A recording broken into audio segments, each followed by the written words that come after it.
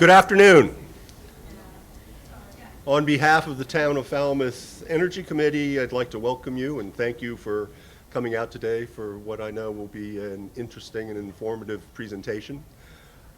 My name is Scott Mueller. I'm chair of the Falmouth Energy Committee. Also here today from the Energy Committee is David Leslie and Eleanor Ling. And also we have in the back Stephanie Madsen, the town's sustainability coordinator, and her clerk, Maggie, who have some information about various different energy programs and some flyers if you'd like to talk to them afterwards. Just a couple of logistical details. We will have an opportunity for questions and answers, but we would ask that you hold your questions till the end of the program and just raise your hand, and David and I will bring you a microphone because we are being recorded on Falmouth cable television, so that will just facilitate things if you wait for the microphone.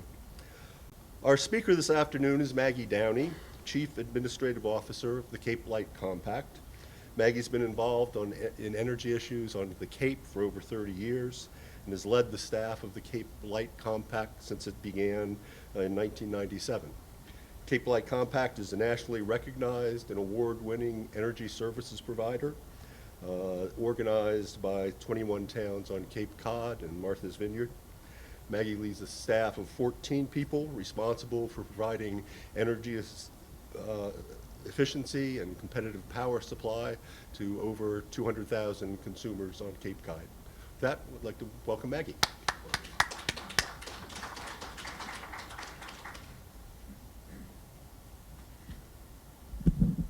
Hi, everybody, and thanks, Scott. Also, what Scott didn't say, and I thank you, Scott's your representative to the Cape Light Compact Governing Board. You did a great introduction. Thank you. I am Maggie Downey, and I'm excited to be here. Some of you have heard this presentation before. There's some new information on it, so I'll just jump right in. And I've updated some of the slides to reflect conversations that we're having, what's happening. I have two handouts in the back, and I'll talk about those, rebates and then the Energy Saver Home Loan Program. So just to follow up, who is the Cape Light Compact? I always say the Cape Light Compact is the town of Falmouth. Falmouth, along with the other 20 towns, formed the Cape Light Compact and is legally responsible for the Cape Light Compact. We are a joint powers entity. We reorganized under the 2016 Municipal Modernization Act, so all the towns re-signed. So we're like a fire district or a special purpose district under Massachusetts general law. We are a public entity, just like the town. Joint powers entities are subject to all of the laws of Massachusetts for municipalities.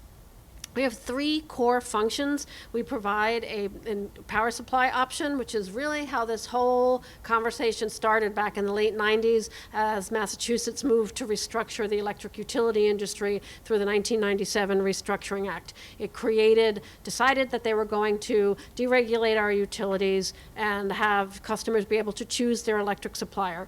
And some very, very forward thinking, one of them from Falmouth here, who went on to be a selectman and then I want to be your state rep, was integral in seeing a role for cities in towns, and for us, our towns in Massachusetts, to represent citizens and small businesses because they are concerned as the industry deregulated, they would be left behind. They needed a seat at the table, and specifically in negotiating the terms and conditions of the power supply contract so that that contract protects consumer interest.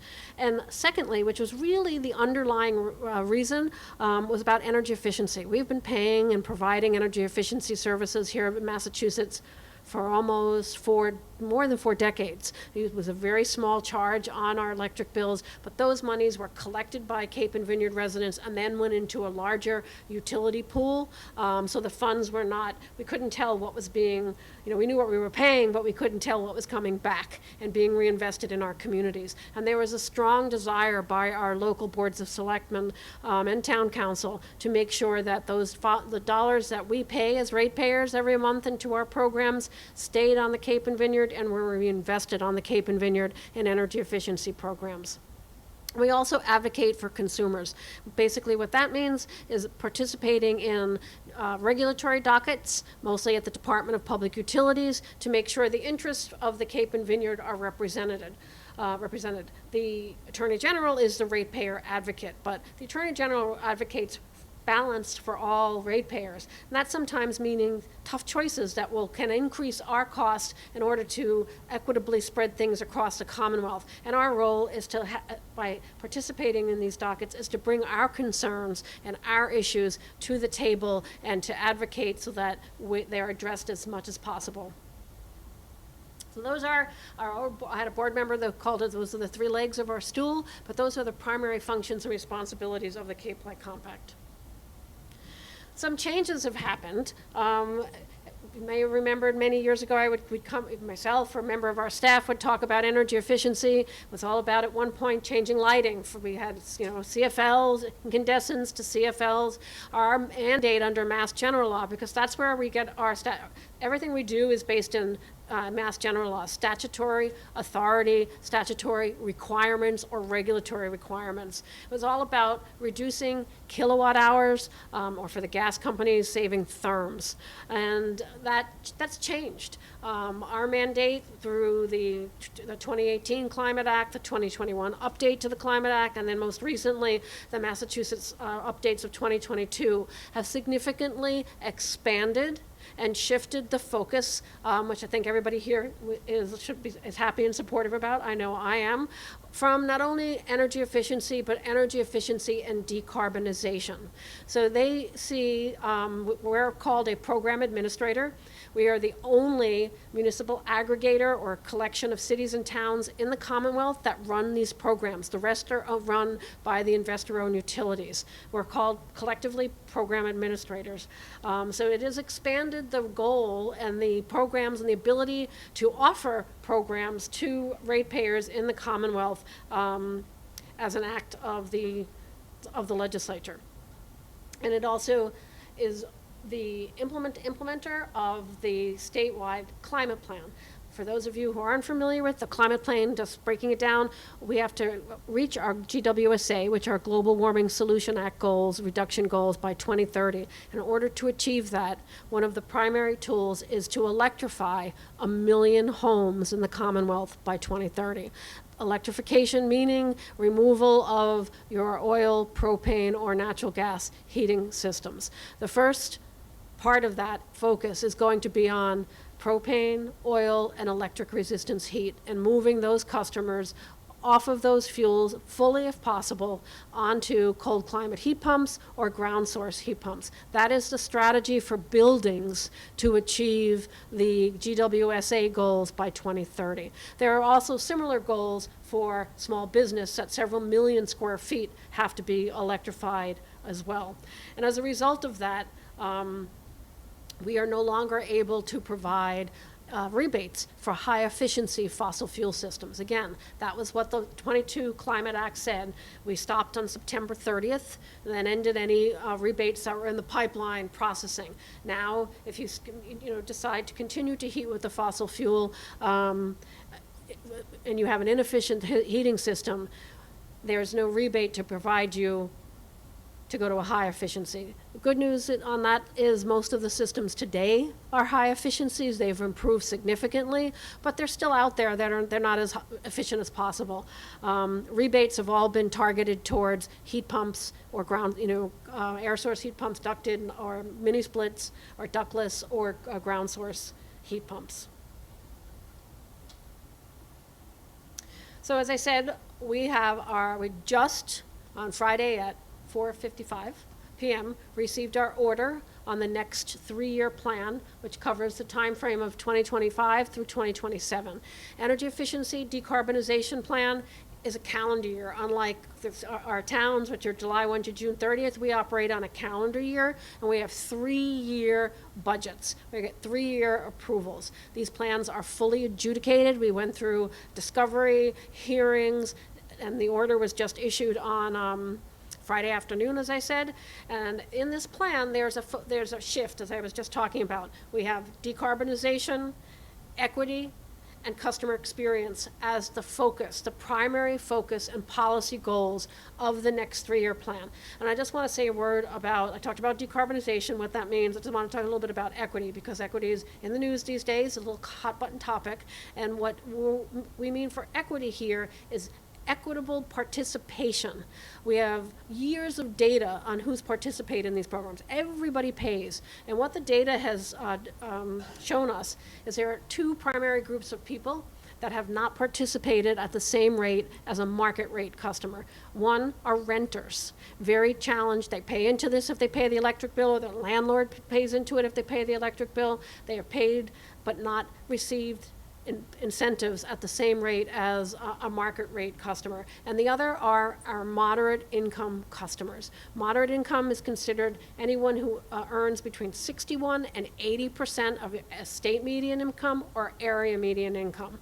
And again, that is a lot of our working individuals here on the Cape. Can be municipal employees, can be retirees, or it can be those that are moving in and out, but it is the bread and butter of sometimes of our economy. They have not participated for lots of reasons. Sometimes they have young families, they're too busy, they're working multiple jobs, they can't get the time off, or they're just not aware of the programs. So our directive, the other thing is part of the law, we are given a directive now by the Secretary of Energy and Environmental Affairs, EEA, we have a GHG, greenhouse gas reduction goal, and we have a budget cap. And she also gives us priority goals. And they're given to us in March of the prior year, and then that's what our plan is built on, along with lots of public participation.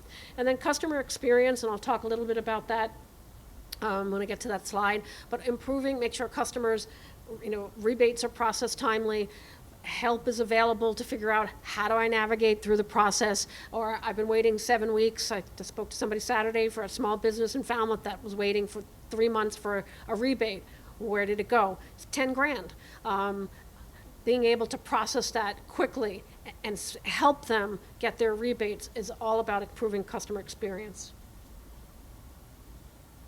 So I want to talk a little bit about the changes. So what does this mean to the actual program and plan for the upcoming 3 years?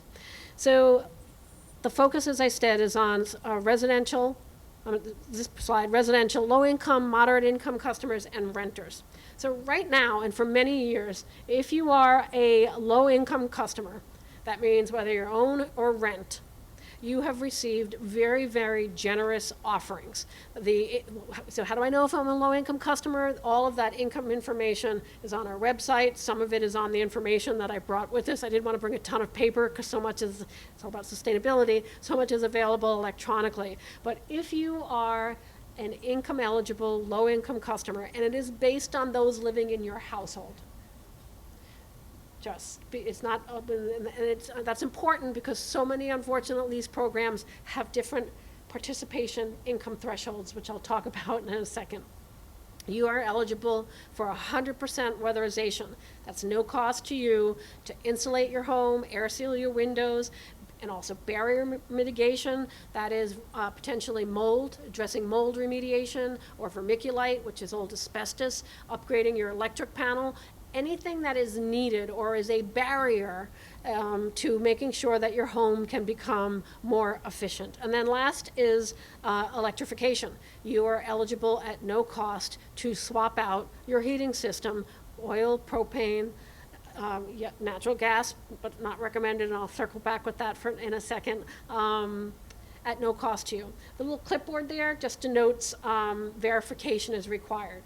So in order to be in the low-income program, you do not have to be on the utility discount rate, but you do have to submit and fill out the Cape Light Compact's income verification paperwork. It's pretty simple. It's available on our website. Send it in confidentially. You can bring it into the offices in Yarmouth, et cetera, to get on that program. It also opens up a suite of other services, such as appliance replacements, dishwashers, stoves, washing machines, several other programs that you are eligible for if you fall into that income category. What is new is the middle, which is our moderate income offering, whether you own or rent. So right now, new to the program is self-attestation.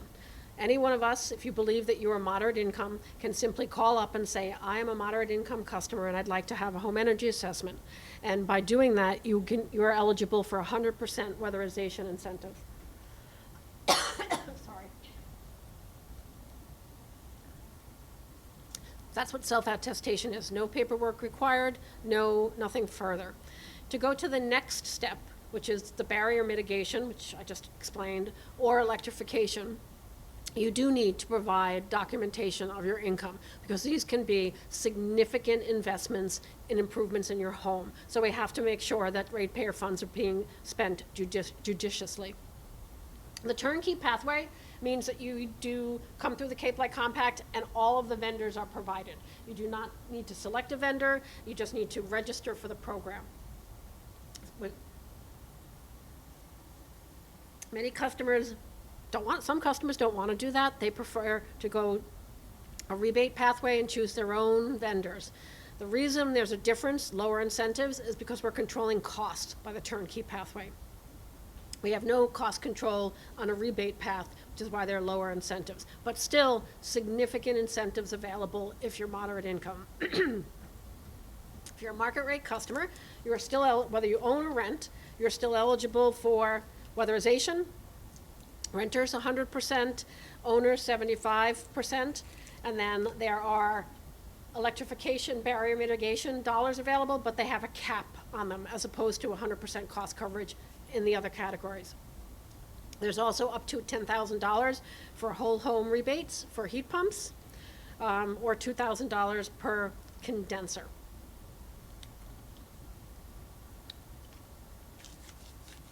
The heat loan. Has anyone participated in the heat loan program so far under this Mass Save program? A few of you have.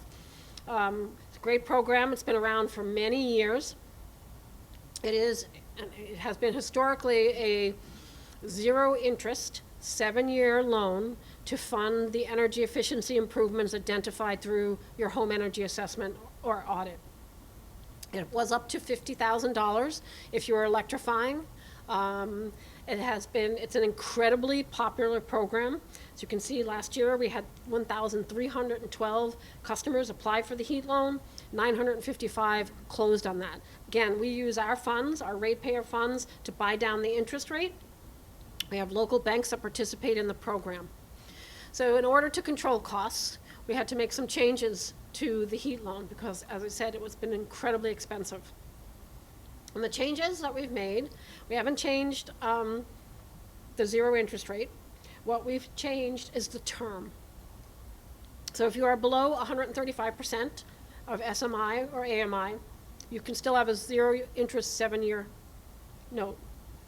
If you're 135 to 300% of the SMI, AMI, it's a 5-year term, and anyone over 300%, it's a 3-year term for the heat loan. What can you fund with the heat loan? As you can see on the slide, you can fund if you had a copay for your weatherization, you can fund your heat pump hot water heaters, barrier mediation. You can also fund batteries. All of us are in different journeys and different places in our journey in addressing climate change and becoming more energy efficient. So the heat loan offers different depending where you are and what you're interested in. This is a viable and a good option. There are also other options that are new this year that I'm going to talk to on the next slide.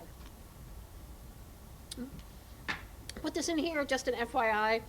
This is mostly residents, but we do also offer lots generous incentives for small businesses. We have expanded.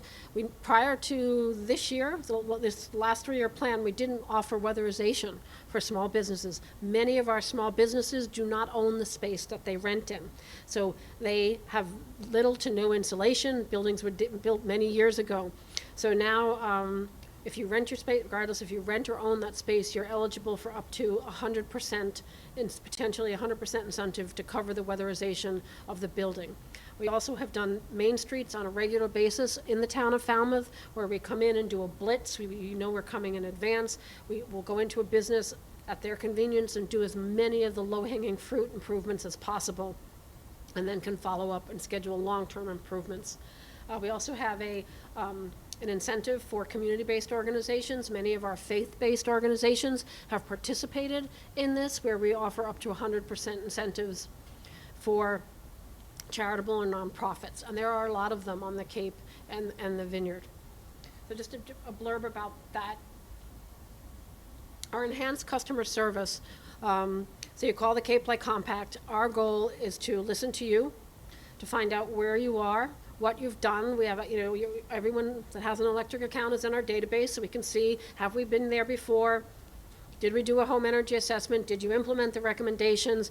And if yes, what needs to be done? You might have had something 15 years ago. Technology has changed significantly. You might have just had an HEA 2 years ago, but you didn't move forward with a heat pump, but now you want to. So our goal is to have a conversation with you and to identify all the programs that are out there that you might be eligible for and give you the options to choose the best path forward. And this is done locally. We have staff in our offices on the Cape. We live and work in our communities. We work very closely with your sustainability coordinator on the municipal side of things, all to help our residents and businesses make sure that they have a path forward addressing their own climate footprint. We also just rolled out, starting in January of this year, our Energy Coach. Right now, it can be in person or virtual. Again, the intent, building on the customer service piece, is to provide you with a specific individual. Her name is Kate Coleman. And again, you can sign up online, or you can do that with a virtual Zoom, or you can schedule time to come into the office to sit down and determine the right path forward. So again, one-on-one coaching for residents and small businesses to figure out what's best for you and how to move forward. Again, all roads kind of lead to a home energy assessment or a small business energy assessment. The coaching isn't intended to replace it. It's intended to guide you through the pathway to move forward. We also have, I'm really excited about this. It took a long time for the state to get it up and running, but we also have the Energy Saver Home Loan Program. So the Cape Light Compact, I think it was May of last year, saw an RFP that was put out by the state for a concierge service provider. They have state funds, so these are funds that are not in question or threatened under any of the federal orders that are going on. They took dollars, Massachusetts federal dollars, and put it into a climate bank. Climate bank is a revolving fund, so this is a loan program. It's akin to a second mortgage. So this is a program, the Energy Saver Home Loan Program is a program for homeowners or anyone with a 1 to 4 unit building. It's not a small business, it's not a renter. It is a homeowner loan program. And it dovetails very nicely with the compact, which is why we sought and were awarded funds for 5 years to be the concierge service provider here on the Cape and Vineyard to provide one-on-one counseling to help customers navigate this loan program. It is second mortgage.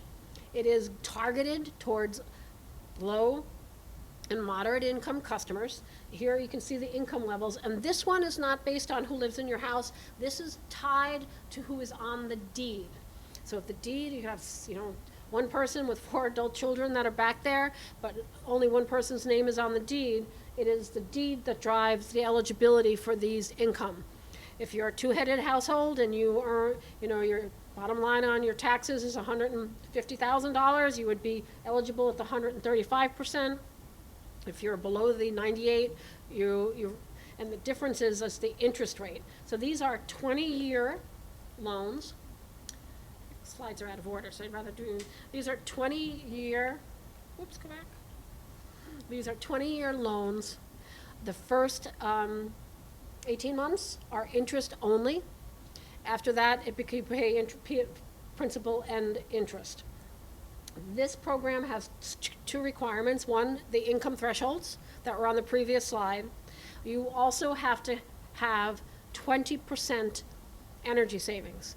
So for somebody in the audience that has really done everything already, and you are really just looking to do solar because you've installed your heat pumps, your house is fully weatherized, your windows are triple pane, and you want to move forward, You're not going to get that 20% energy savings with just solar. This loan program is a great match for somebody who hasn't done all of those things but wants to add solar, because we can take all of those other programs and slides that I was just talking to you about, and once we figure out where your income is, Kate will be able to say, well, you are a moderate income customer. You don't need to take a loan for weatherizing, air sealing your home, but you do need nor a heat pump, because those are covered at no cost by the Cape Light Compacts program.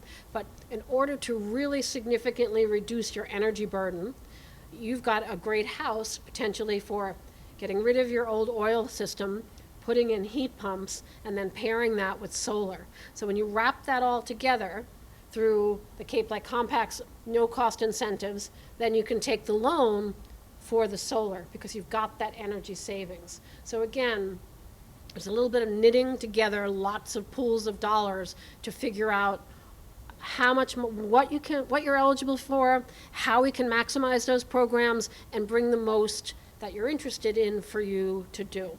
So you can see they've got quite an array of fundable measures that some are same that Cape Light Compact does, and some are different. Like, for instance, roof replacement is not something we can do.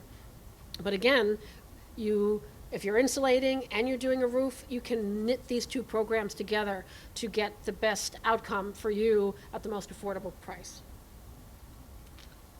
And I brought a handout on the table on the right about the Energy Saver Home Loan Program. Again, and this interest rate is either 0.5%, or 2%, depending upon where you are. If you're below 80, it is 0.5%, and if you're 81 to 135, which is this piece here, it's going to be a 2% interest rate.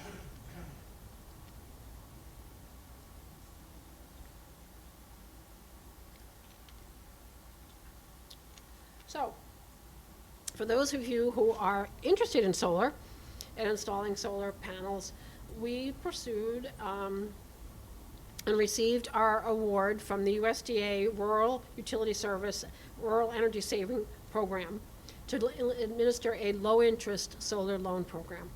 Unlike the Energy Saver Home Loan Program, which is a second mortgage, this is just a loan. You have to have a good credit score in order to be able to secure this loan. We went out to bid and awarded the bid to Cape Cod 5. They service our loan for us. They qualify you for the income, qualify you for the loan, credit qualify you for the loan, they'll invoice you, they collect the money for us. This is $4.9 million that the compact, which means the 21 towns, are on the hook for reimbursing and paying back the federal government for this loan. The requirements of this loan is it's paid out in 2 chunks. We didn't get the full $4.9 million. We applied for and received December 26th, $2.2 million for the first block of funding. I cannot receive the second block, the $2.7 million, until December 27th of this year, 2025. It will also be contingent upon a federal appropriation. The program has to be funded by the federal government of their October 1st fiscal year. But that being said, we do have funds available now for solar. The program was launched December 2nd. We received funds December 26th. I think I just approved the 34th loan. You cannot underestimate, these funds are flying out the door. They're moving very quickly. There is a lot of interest in this program. Many people, again, we haven't limited it to, oil, propane, or heat pumps, but again, many of the customers are installing this because they've moved off of a fossil fuel, specifically oil, propane, or electric resistance, and they're looking for a way, heat pumps are electric, so they're looking for a way to reduce that overall energy burden by installing behind the meter solar. Just an FYI on heat pumps, just part of our advocacy role. The DPU just approved a heat pump rate for Unitil and National Grid Electric, and Eversource will be filing one as well. They've been required to. So it's a winter heating rate. I don't know if those of you who have been around long enough to remember that we used to have an electric heating rate way back in the 80s. For those that heated with electricity, there was a discounted rate. So there will be a winter heating rate. Don't know for how long, because remember, giving a discount, just like anything that's done with the electric bill, it is paid for by all of us. So it is literally a discounted rate during the winter heating months, that those costs are then recouped by the rest of the ratepayers that are not heating with that. At some point, if the state does and has to achieve its climate goals, everybody will transition to electric heat, and that, what stays as an electric heat discount rate remains to be seen. But this is a really exciting program. As I said, our interest rate here is 2.75%. It's a 10-year loan up to $50,000. The average loan for solar that we've seen so far is around $37,000 is what we're seeing for the solar systems that have been installed. Just a couple of caveats. You must be a year-round resident. This is not a second homeowner program. This must be your primary residence here in either Barnstable or Dukes County. The house must be sufficiently weatherized and or built after a certain year, just to make sure that it's built to code, that we want to make sure that, again, we're maximizing the best use of these dollars. And as I said, we just did our 34th loan. We believe our funds will cover between 50 and 80. We estimate if things keep going at the rate we're going, we will be out of funds, unfortunately, probably by May. So this is just a quick, and this presentation I did send to you, the Energy Committee, so they can share it with you. But here's just a quick comparison sheet of the types of loan programs that are available for you. Heat loan, Cape and Vineyard solar loan, or the Energy Saver home loan program. Different terms, different amounts that you can borrow, different income limits, or no income limits on them. Is solar allowed? Is solar not allowed? And what's available. I also put in a monthly repayment calculator, and actually what the energy coach will do is do this unique to you and to your situation, but this just gives you an example. There are some people that have a threshold that want to pay it off quickly and have the ability to have a high carrying cost. Others are looking for as low a possible repayment.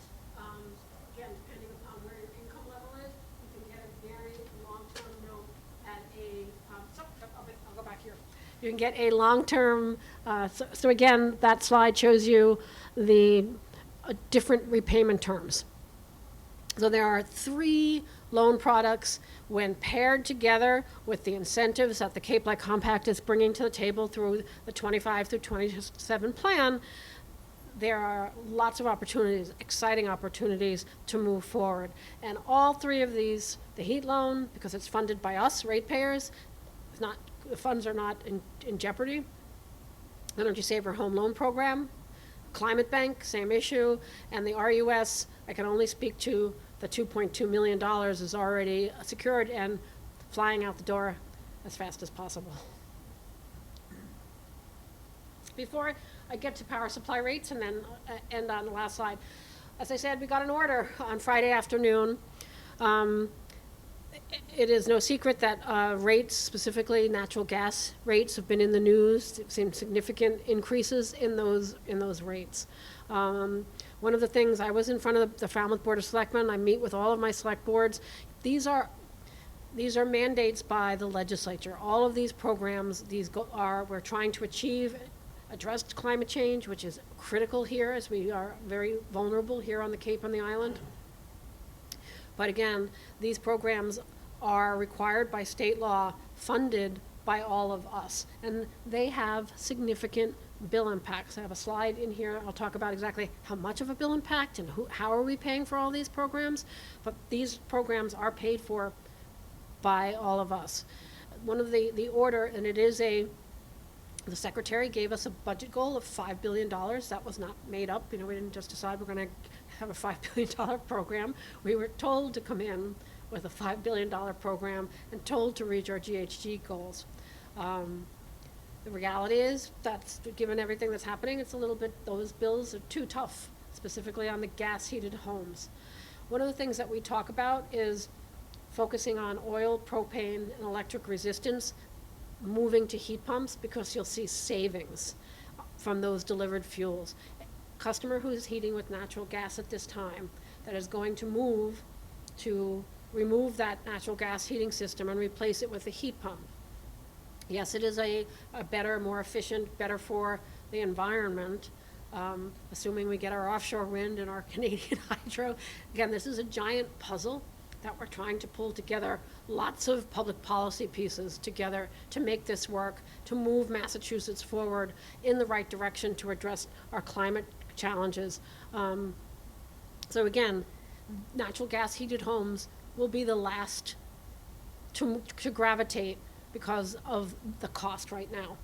This is the first thing you're seeing where public policy will be putting upward pressure on natural gas, trying to make electric heat pumps cost competitive with heating with natural gas. So it's not an issue that's going away.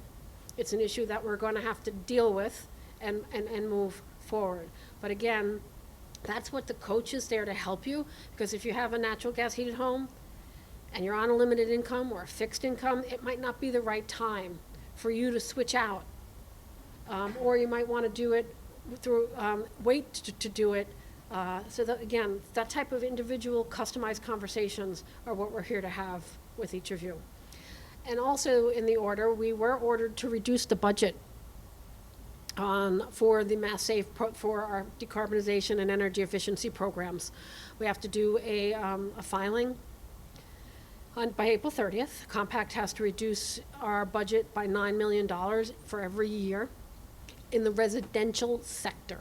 So they not only told us how much to reduce, but they told us where. And there's not a lot of room to reduce it in the residential sector. So something has to give. We're either going to have to cap off how many people can participate, saying, all right, our budget is X, and when we conserve Y, and when we get there, we're done, and you'll have to wait till next year. We can reduce rebates. We can change or get rid of programs. Those are the types of public policy discussions that we're looking at statewide. There will be consistency statewide, but there will be cuts coming from some of these programs. You'll still see those programs that are there, but you may see things pared back because, again, a $9 million cut each year is significant. So we have to do that by refile by April 30th. So we are literally, just spent my weekend reading 350-page order, and now the conversation with our board, Scott and others, is how are we going to do that? Staff will bring back recommendations on how to make those cuts, but programs will be changing moving forward, which means there will be some bill reductions as well. But again, there is no outside funding for these programs. We desperately need another source to pay for these things besides all of us in this room on our electric and natural gas bills if we want to move forward. Otherwise, we will be moving, we're moving slowly, which means we might not meet our climate goals. So Pipeline Compact has a power supply option for all electric customers. These are our rates for Jan 1. You can see this is a 100% renewable. And when you're really into it, which I think this audience is, there are shades of green. There's green, and then there are RPS green. But the Cape Light Compact CLC standard is 100% renewable, but it is not 100% renewable with Class 1 RECs. It is 100% renewable because we buy the attributes from existing wind turbines located throughout the United States of America to match our load. That by law means that you can say you are 100% renewable. It is not new renewables built after 2017 That's what CLC Local Green is, and that's what our 50 and 100%. These are new projects that came online where ratepayers opt in to pay more to continue to encourage new renewables to be built. Our rates, as you can see, are lower than the utilities. You get marketed all the time. I get something from, I think it's Energy Choice, which I just recycle. You can find lower rates out there. You just have to be a very savvy shopper. You have to understand what you're signing up for. We're here to help. I always say never give your account number over the phone. Never agree to anything, even if they're trying to give you that $50 gift card on the way out of BJ's, until you see the terms and conditions. Because what happens is it's a teaser rate that changes, and if you're not looking at your bill every month and monitoring it, if you're kind of a set it and forget it, cautious is the way you should be when entering into a market. We've been doing this a long time, negotiating the terms and conditions of our power supply contract since 2002, when the market's fully opened. So you can see we are the green bar. You can see we are below and have been for several years below the utilities basic service. There were 2 times in our history where we were significantly above the utilities, and that is we were caught both times after 2 hurricanes that devastated the south coast, where most of the fuel for our natural gas electricity producers came from. That caught us upside down. We had to actually sign a contract, we had to have an offering, and prices were high. We have subsequently, we learned from our lesson, changed our procurement strategy so that we have a better hedging strategies as opposed to a single point in purchase for a long period of time, and that's enabled us not only to bring a renewable offering, but to bring lower rates. And there are 2 things I want to talk about. I think I'm going to do this one first and then come back to the electric bill. So I added the last slide I'm going to talk about because, everybody looks at this slide and say, okay, it's great that the Cape Light Compact has lower rates than Eversource. But why are your rates all the way up there, and are we ever going to see rates come back down? That graph is pretty high. So I added a slide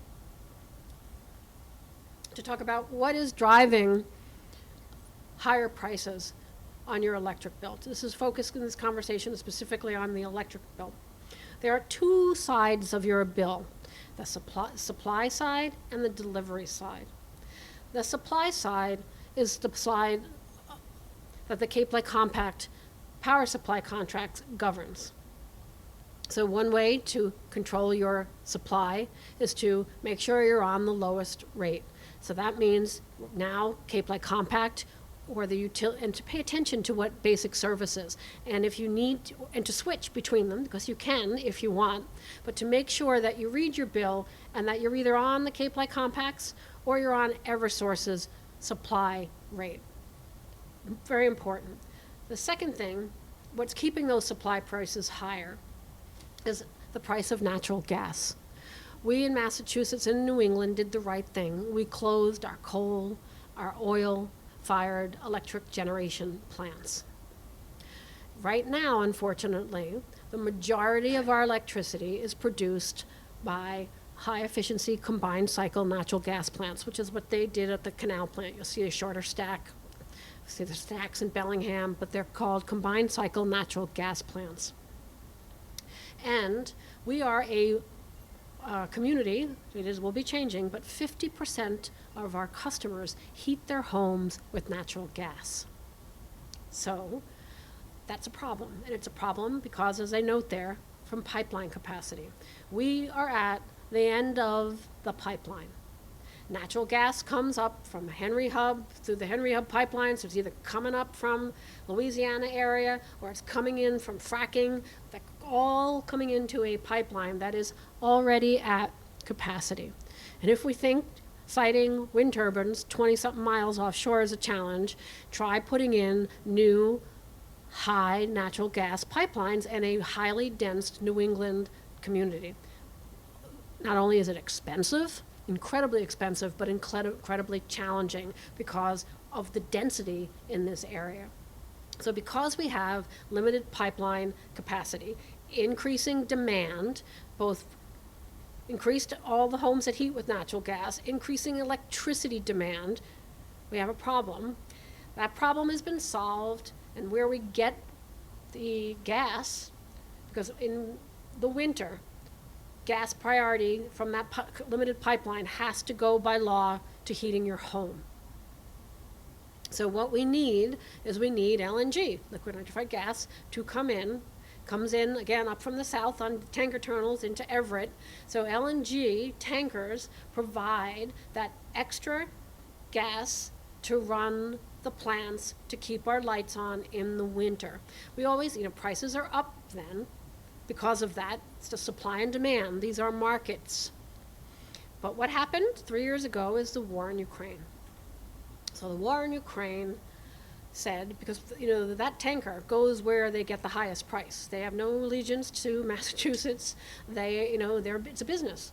And what has happened in the last 3 years is those tankers, when we stopped Russian natural gas flowing into Europe, Europe and the continent is using our LNG. So those tankers, rather than coming up the coast, went right across the Atlantic. And in order for us to keep the LNG coming here, to keep our lights on and produce the electricity, we have to pay prices equal to or higher than what they can get overseas. So you have kind of a confluence of things happening in the global economy, because these are global markets. So drill, baby, drill is not going to bring those prices down unless other things start to lessen. More is just going to add more going there elsewhere. There's a lot that has to happen in order to bring those prices down on the public policy side. And also, the little asterisk there shows you there's also a lot of charges, and that's what I'll show you on the next slide, that have added, again, all good public policies. But this is where it takes courage to stand up and say it when you're an elected official or in a high position, or me when you're looking at me. All of those good things that we did have put upward pressure on the bill. Specifically, we have RPS standard, where we require all of the supply to have a portion of new renewables, again, all to encourage and pay for renewable energy development. We have a clean heat standard, a clean peak standard, an alternative portfolio standard. Lots of acronyms, all good public policy, but they do put pressure on the bill. And they, if we hadn't had so much happening on the right side with natural gas pricing, wouldn't have been an issue, but it is just a confluence of lots of things driving up and putting upward pressure on those bills. And then we have the delivery side. The delivery side is the distribution. Those are our poles and wires, transmission, and also public policy for EVs, our SRECs, for our solar, our smart tariffs, all built into the bill. Good news is Eversource just got their capital improvement plan improved, so we can upgrade and install these solar. But again, all of these things are built in and paid for by ratepayers. So putting upward pressure on that bill. And I put in here, I believe it's also on a slide in the back, you can see, if you looked at your electric bill, an average customer using 700 kilowatt hours between your bill from December into January, you should see about a $22 bill increase. I had a very long conversation. People are like, I've had calls, many calls from customers. I keep my heat at 68 degrees, but my bill didn't go up $22. It went up $122. What's going on? And what you have to remember is, what's going on is, we haven't had a winter this cold. You have to look at your usage. We haven't had a winter this cold in 3 winters. So even though you keep your heat at 68, when it's 40 degrees out, 68, you're not using as much energy to keep that house at 68 than when it's 22 or below 0 at night or in the single digits. So your usage is up considerably, driving up that shock that everybody got on your bills that has then spiraled into lots of media. So you have to, again, conversations like this are really important. Calling the energy coach, say, well, can you help explain why, again, I keep my house at 68, why is my bill going up? But charges did go up. If you're on the Cape Light Compact supply, because our rates went down, it kind of mitigates the bill increase. Instead of $22, it went up by $14. But again, you can see on the slide what's driving 34% of your bill is made up from the Cape Light Compact supply rate.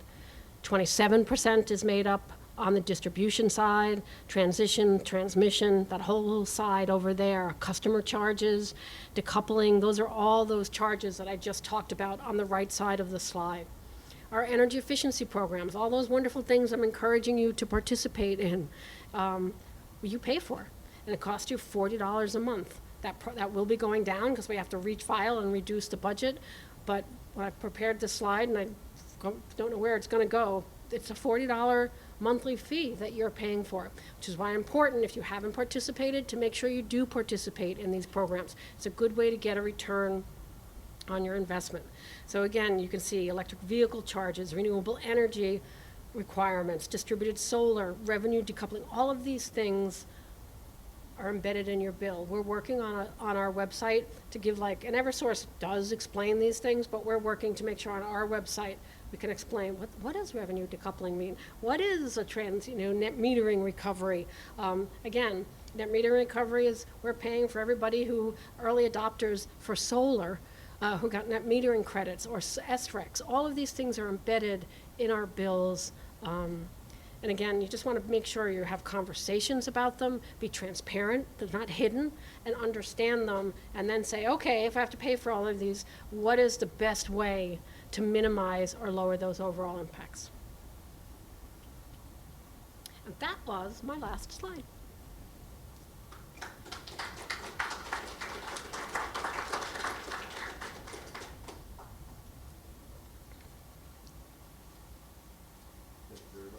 Maggie, questions?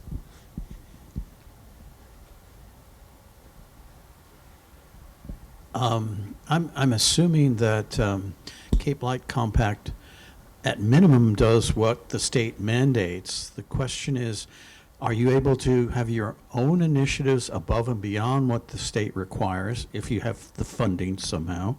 And are there other compacts throughout the state of Massachusetts? And if so, do you guys coordinate with ideas and concepts and things like that? That's a great question. So I wanted to show you so the Cape Light Compact has historically, I'll toot the staff's horn, not my horn, they're way smarter than me. We're small and we're much more nimble than an investor-owned utility. That's like trying to change an aircraft carrier to get them. So we are a great testing ground for some new initiatives, and particularly providing the energy coaches, the concierge, that's concierge full service provider. We pioneered having the renter initiative years before anybody else did, moderate income. So all of those things are now statewide that we started. And then the nonprofit, up to 100%, was we've been doing it, when I say we, I mean our board and our staff had these programs for years, and now are statewide. This 3-year plan, and I'll be honest, we've taken a beating at the department for being different, because regulators like vanilla and they want everybody to be the same. So every time, we just finished Cape and Vineyard electrification offering. It was a $6.1 million program that we offered in the last 3 years, where we fully decarbonized deed-restricted homes. And again, we're doing an evaluation to see how we can get there. So some of the things that you see here are sprinkling of it in the next plan, but that we won't be able to expand until 2028. So it's because we're a regulated entity. Yes, we are always pushing the envelope, but it takes time. And those ideas come from the community. They come from our board. But we do offer things like no one else is offering the Cape and Vineyard solar loan. Nobody else has a USDA loan program out there. We're the only one. Municipal aggregation, again, I'm going to bore you, but it's how we were created by statute under Mass General Law, Chapter 164. We were the only 21 towns in Massachusetts for 15 years doing this. There are 351 cities and towns now. There are 60% of them are municipal aggregators. and they offer a power supply option. No one but us runs the energy efficiency programs. We've had conversations with some other cities and towns, but it's a heavy lift. So I don't know whether or not anyone will actually move forward with it, but it's not for lack of having conversations about it.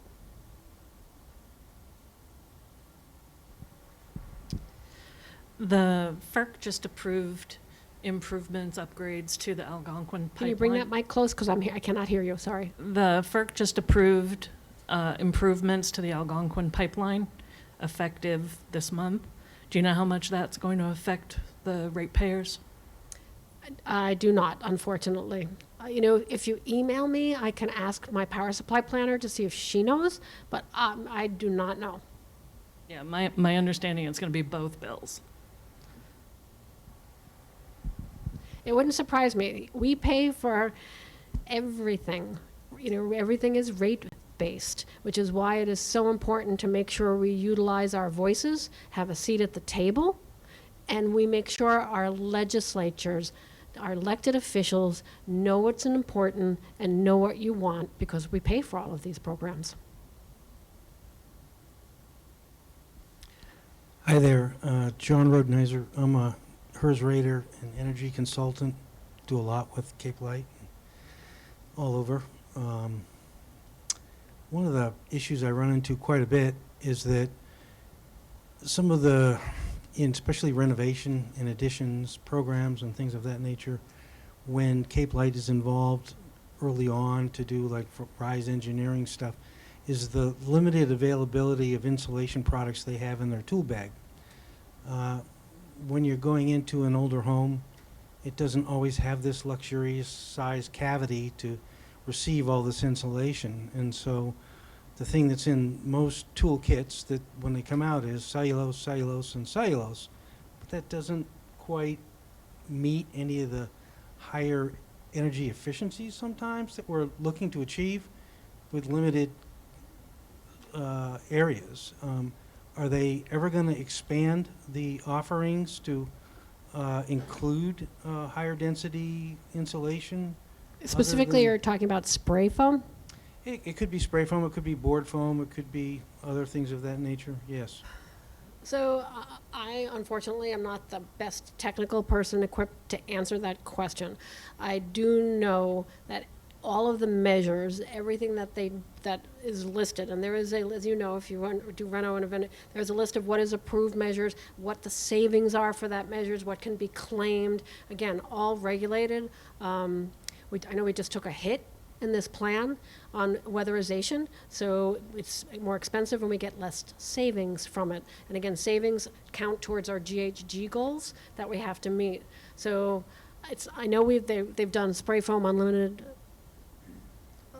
circumstances, but I'm not the best person to have that conversation with. Again, I hate to, if you want, we can talk. I don't know if you've spoken with Stephen McCluskey or Brianna Kane. They are in our residential sector, because I hear from them, I hear somebody say, people want spray foam. They don't want to do cellulose. Why can't we use spray foam? What I hear back from them is, spray foam is more expensive. You can get the same savings with cellulose. So I'm like, and I'm not the engineer to say, to I wish you argue, could. to push back. But those are the types of, there is a contractor working group, I'm sure you know. That's where you need to advocate and have conversations and bring those issues forward. Because these are ratepayers, they're always tasked with making sure that they're using the most efficient at the least cost. If somebody's home has to be insulated, and the only way it can be insulated is with not using something that's approved, we've always made exceptions, because those exceptions come to me, but it's not the norm. But again, happy to pursue it with other staff that are way more qualified to have this conversation. Sure. Thank you. And then just the last thing, I was recently, because of the high rates that everybody was in shock over, and they're going to reduce their bills now by 5 and another 5%, 10% or something like that. They did announce that there was going to be they were going to reduce the costs, but where is that coming from? Because are they going to cut the current programs that are out, we're using right now? So what, again, with my ears, I'm going to say, make sure I repeat the question, make sure I heard you correctly. So what the gentleman is referring to is what was in the news about natural gas bills. Only natural gas bills, not the electric bill. So DPU ordered the investor-owned natural gas utilities to come in with a 5% reduction on their bills. They came in and are filing a 10% reduction on the bill. They were going to originally collect interest on that. They wisely moved off of that, but that'll show up in the April and May bill, and that will be then collected over the summer months without interest. But believe me, anyone who pays a natural gas bill will be paying, it's just spread out because it's a winter impact. It was a high bill, so they are lowering that by 10% and then just shifting those costs and spreading them out over the summer months.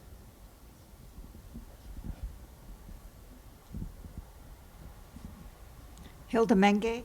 We have a well-insulated house and we have solar, but we have a very old gas furnace that's 25 years old. We would like to change that to a heat pump, air to water. Do you have programs that can help us out on that? Yes, if I heard you correctly, you have a home that is heated with an old natural gas system, you have solar panels, and you want to install a heat pump. So you are like my dream candidate. So the first thing to do, the best thing is to call Cape Light Compacts and have a home energy assessment.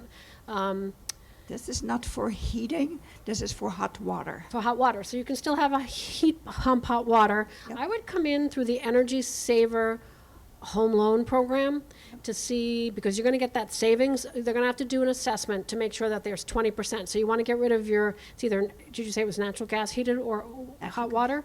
Natural gas for the hot water. And how is the rest of the home heated? A combination of solar and heat pumps. So you have heat pumps now heating your home, right? And you just want to get rid of the last piece, which the next step is the hot water heater. Yeah. So there are rebates for hot water heaters, heat pump hot water heaters. Those, again, I don't know your space. You have to have the right space. It has to be fully conditioned. Like I have heat pumps, but my hot water heater's in the garage, insulated, so I could not install a heat pump.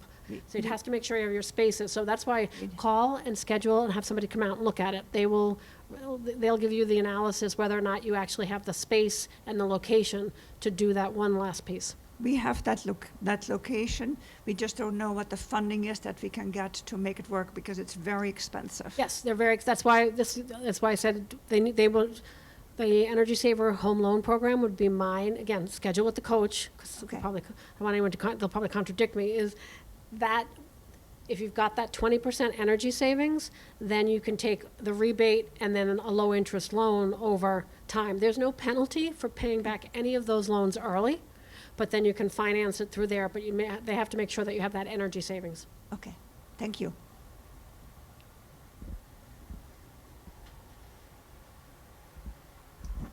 John Densler, an electrical engineer. I was at the last meeting they had at the end of October, and they were saying that Eversource is going to invest $1 billion per year for the next 10 years. What's that going to do to our electric rates?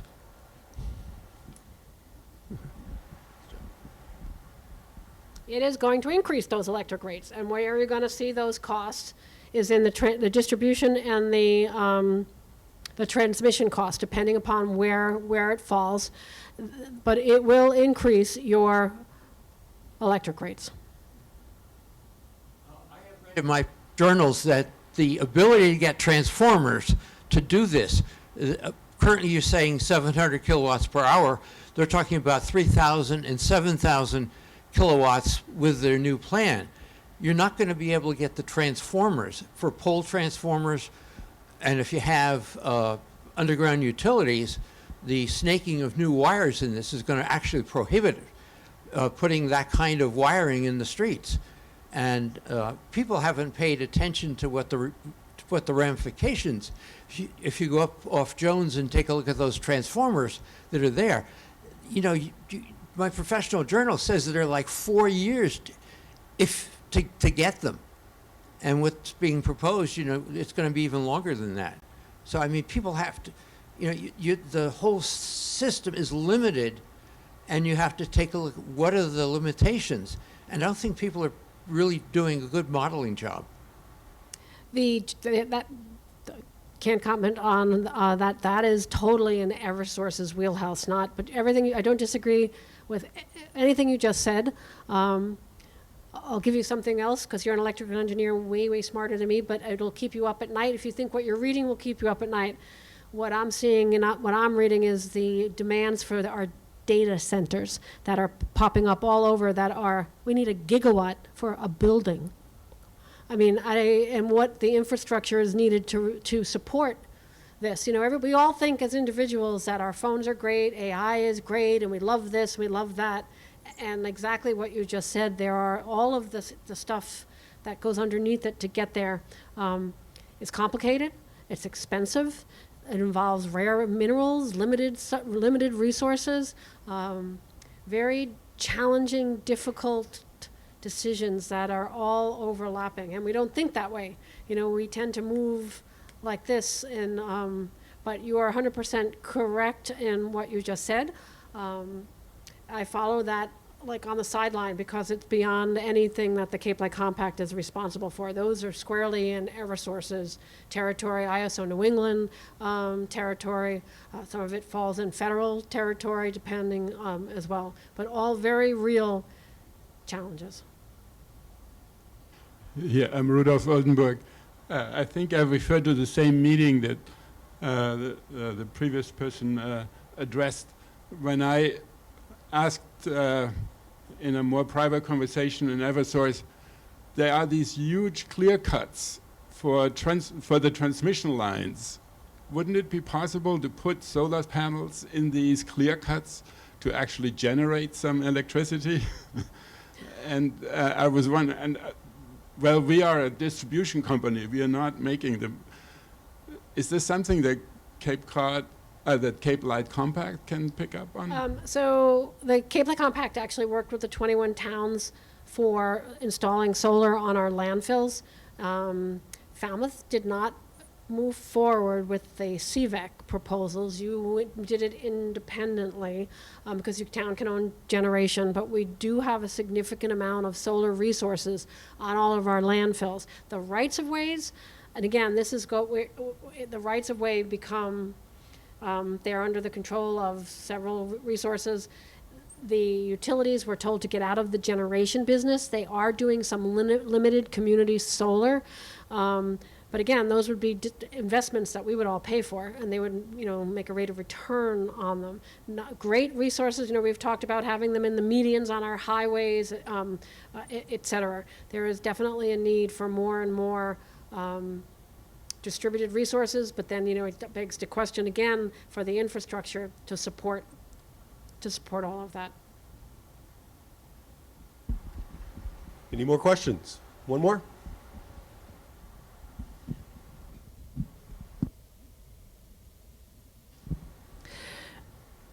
Would you or have you ever considered time of use, day ahead pricing for residential? So we have been advocating for time of use pricing forever, for a very long time. Good news. Good news is I will be retired before they can actually get rolled out. In order to do the time of use meters, time of use pricing, we need AMI smart meters. We are getting our smart meters. They will be, of course, we are the last in this Eversource service territory to get the smart meters. You guys will be first because you're at the beginning of the Cape. Provincetown will be last. So they will be rolled out in 2027. So once we have our smart meters, there is a DPU proceeding that we are very active in to make sure that the Cape Light Compact can, once they're in, there is no, we got to do this, our billing system. So yes, we are all over that, and I'm confident that we will be able to roll out our time of use, which will be an option. Time of use pricing optional for customers once we have our smart meters. Great. Thank you very much, Maggie. That was a terrific presentation. As I mentioned before, there are a number of members of the Energy Committee here. Will be here for a few minutes afterwards. If you have any questions, Stephanie Madsen and Maggie, the town's sustainability coordinator, also has some information in the back. So thank you all for coming. Thank you.